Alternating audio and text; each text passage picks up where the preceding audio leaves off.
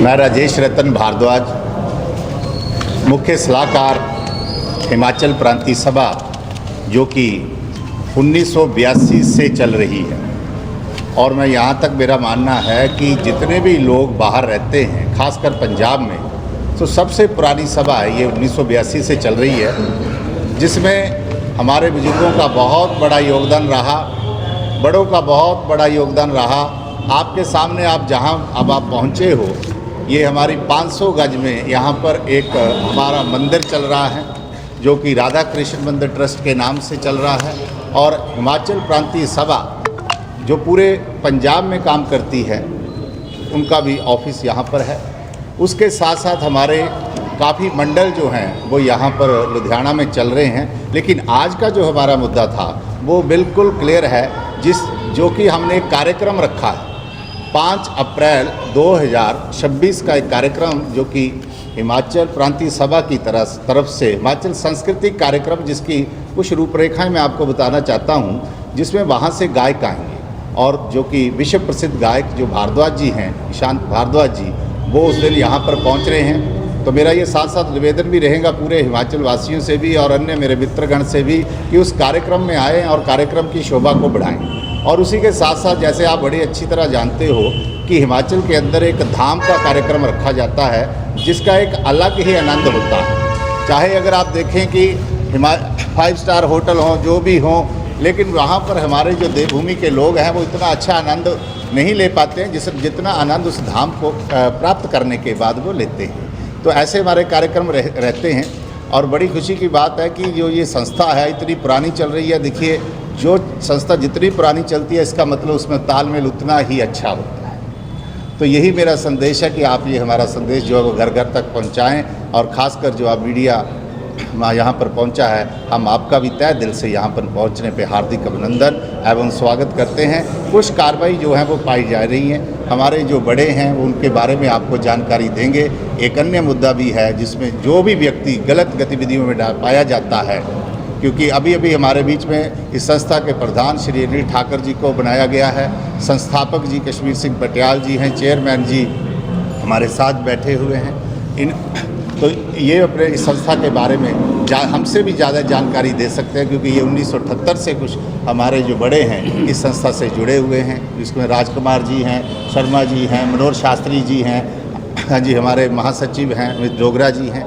तो अब आगे की जो जिम्मेवारी इस संस्था के बारे में क्या आगे कार्रवाई होगी, उसकी जानकारी हमारे सबसे पहले जो हैं हमारे संस्थापक जी अभी आपके सामने अपने विचार रखेंगे। श्री ठीक है। देखो जी, 23 नवंबर 2025 ਚ ਹਿਮਾਚਲ ਪ੍ਰਾਂਤੀ ਸਭਾ ਦੀ ਇੱਕ ਬੜੀ ਮੀਟਿੰਗ ਸਰਕਟ ਹਾਊਸ ਦੇ ਵਿੱਚ, ਜਿੱਦਾਂ ਪ੍ਰਧਾਨ ਸਾਹਿਬ ਨੇ ਤੁਹਾਨੂੰ ਦੱਸਿਆ, ਉਹਦੇ ਵਿੱਚ ਅਨਿਲ ਠਾਕਰ ਜੀ ਨੂੰ ਪ੍ਰਧਾਨ ਲਾਇਆ ਗਿਆ ਜੀ। ਮਾਨਯੋਗ ਪਵਨ ਸ਼ਰਮਾ ਜੀ ਰਿਜ਼ਾਈਨ ਖੁਦ ਕਰ ਗਏ ਸੀ। ਉਹ ਕੋਰ ਕਮੇਟੀ ਹੈ, ਕੋਰ ਕਮੇਟੀ ਨੇ ਰਿਜ਼ਾਈਨ ਐਕਸੈਪਟ ਕਰ ਲਿਆ। ਉਸ ਚੀਜ਼ ਬਾਰ-ਬਾਰ ਨਹੀਂ ਜਾਵਾਂਗੇ ਆਪਾਂ।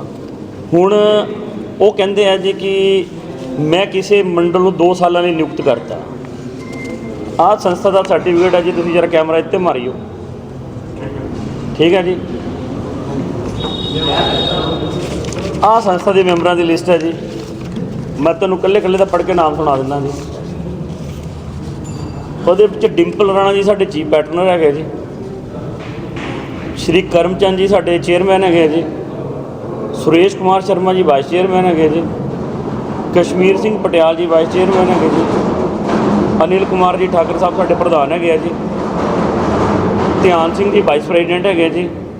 राजकुमार शर्मा जी वाइस प्रेजिडेंट है जी। अमित डोगरा जनरल सैकटरी जी।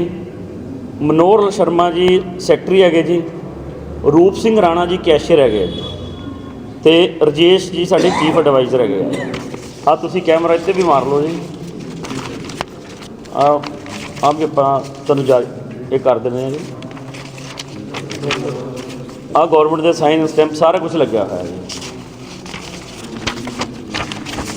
आ साडी कंटीन्यूटी का सर्टिफिकेट है जी। इत्थे भी रजिस्ट्रार के साइन है पंजाब के जी। हुण सारे बंधु मीडिया के तुसीं जानकारी हो, कोई भी संस्था, कोई भी पार्टी, कोई भी सोसाइटी रन होंदी है, ਉਹਦੇ ਵਿੱਚ ਕਿਸੇ ਨੂੰ ਨਿਯੁਕਤ ਕਰਨ ਦਾ, ਕਿਸੇ ਨੂੰ ਲਾਣ ਦਾ ਅਧਿਕਾਰ ਮੇਰੇ ਹਿਸਾਬ ਨਾਲ ਪ੍ਰਧਾਨ ਦੇ ਮਹਾਸਚਿਵ ਕੋਲ ਹੁੰਦਾ। ਜਾਂ ਜਿਹੜੀ ਉਹਨਾਂ ਦੀ ਕੋਰ ਕਮੇਟੀ ਹੁੰਦੀ ਹੈ ਜੀ। ਜਿਹੜਾ ਬੰਦਾ 11 ਬੰਦੇ ਦੀ ਲਿਸਟ 'ਚ ਹੈ ਨਹੀਂ, ਉਹ ਬਾਬਾ ਜੀ ਦੀ ਚੌਂਕੀ 'ਤੇ ਜਾ ਕੇ ਕਿਸੇ ਨੂੰ ਨਿਯੁਕਤੀ ਪੱਤਰ ਦੇ ਰਿਹਾ, ਤਾਂ ਉਹ ਲੋਕੀ ਵੀ ਸਮਝਦੇ ਆ ਵੀ ਕੀ ਹੋ ਰਿਹਾ। ਫਿਰ ਉਹ ਕਹਿੰਦੇ ਸ਼ਰਾਰਤੀ ਤੱਤਵ ਮੈਨੂੰ ਲੱਗਦਾ ਵੀ ਸਾਰੇ ਸਮਝਦੇ ਵੀ ਸ਼ਰਾਰਤੀ ਤੱਤਵ ਕੌਣ ਸ਼ਰਾਰਤਾਂ ਕਰ ਰਿਹਾ, ਰੱਖੀ ਬਾਬਾ ਜੀ ਦੀ ਚੌਂਕੀ ਹੈ, ਆਪਾਂ ਗੱਲਾਂ ਕੁਛ ਕਰ ਰਹੇ ਹਾਂ ਜੀ।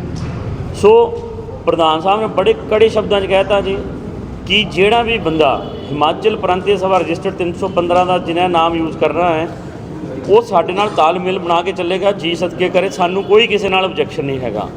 ਜਿਹੜਾ ਸਾਡੇ ਤੋਂ ਖਿਲਾਫ ਜਾ ਕੇ ਸਾਨੂੰ ਬਿਨਾਂ ਪੁੱਛੇ ਆਪਣੀ ਮਨਮਰਜ਼ੀ ਕਰੇਗਾ, ਉੱਤੇ ਸਖਤ ਕਾਰਵਾਈ ਹੋਊਗੀ। ਇਸੇ ਕਰਕੇ ਮੈਂ ਤੁਹਾਨੂੰ ਸਾਰੇ ਮੀਡੀਆ ਬੰਧੂਆਂ ਨੂੰ ਆਪਣਾ ਸਰਟੀਫਿਕੇਟ ਵੀ ਜਾਰੀ ਕਰਤਾ, ਆਪਣੇ ਮੈਂਬਰਾਂ ਦੀ ਲਿਸਟ ਵੀ ਦਿੱਤੀ, ਤਾਂ ਕਿ ਕੋਈ ਹਨੇਰੇ 'ਚ ਨਾ ਰਹੇ ਕਿ ਕੀ ਹੈਗਾ ਕੀ ਨਹੀਂ ਹੈਗਾ।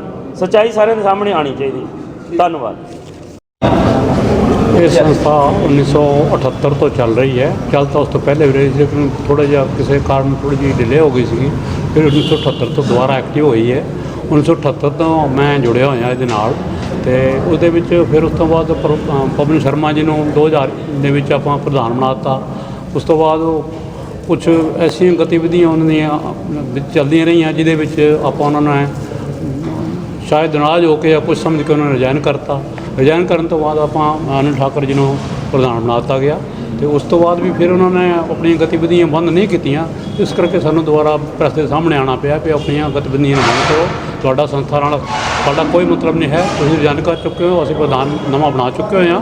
ਪਲੀਜ਼ ਆਪਾਂ ਰਿਕੁਐਸਟ ਕਰ ਰਹੇ ਹਾਂ ਕਿ ਤੁਸੀਂ ਇਸ ਸੰਸਥਾ ਨੂੰ ਛੇੜਖਾਨੀ ਬਿਲਕੁਲ ਨਾ ਕਰੋ, ਆਪਣੇ ਰਸਤੇ 'ਤੇ ਚੱਲੋ। ਤੁਸੀਂ ਅਗਰ ਜ਼ਿਆਦਾ ਇਸ ਗੱਲ ਡਿਸਟਰਬ ਕਰੋਗੇ, ਸਾਨੂੰ ਕੋਈ ਹੋਰ ਐਕਸ਼ਨ ਲੈਣਾ ਪਏਗਾ।